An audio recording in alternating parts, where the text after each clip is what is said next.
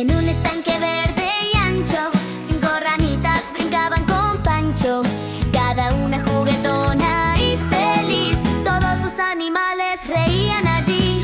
La primera ranita saltó tan alto, plaf, en la charca bonita. Un mono desde un árbol la vio y se rió con gran emoción. Quedaban 4 ranitas detrás. La segunda ranita atrapó un escarabajo rodando. ¡Qué maravilla! Los peces lo vieron y nadaron veloz, asustados por la ranita atroz. Quedaban 3 ranitas detrás. La tercera ranita brincó en un lirio con alegría infinita. Una mariposa voló asustada y rápido se marchó de la charca encantada. Quedaban 2 ranitas detrás.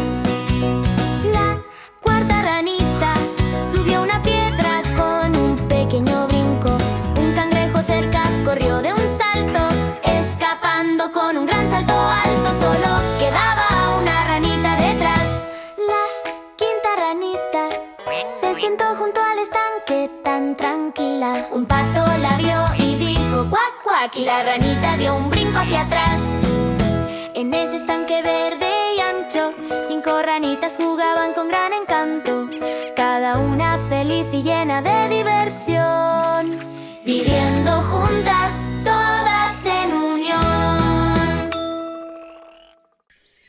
5 cerditos saltando en la cama. Uno se cayó y se dio un golpe en la cabeza. Mamá llamó al doctor y el doctor dijo: no más cerditos saltando en la cama. 4 cerditos saltando en la cama. Uno se cayó y se dio un golpe en la cabeza. Mamá llamó al doctor y el doctor dijo: no más cerditos saltando en la cama. 3 cerditos saltando en la cama.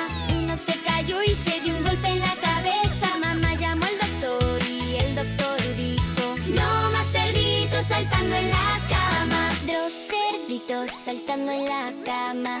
Uno se cayó y se dio un golpe en la cabeza. Mamá llamó al doctor y el doctor dijo: no más cerditos saltando en la cama.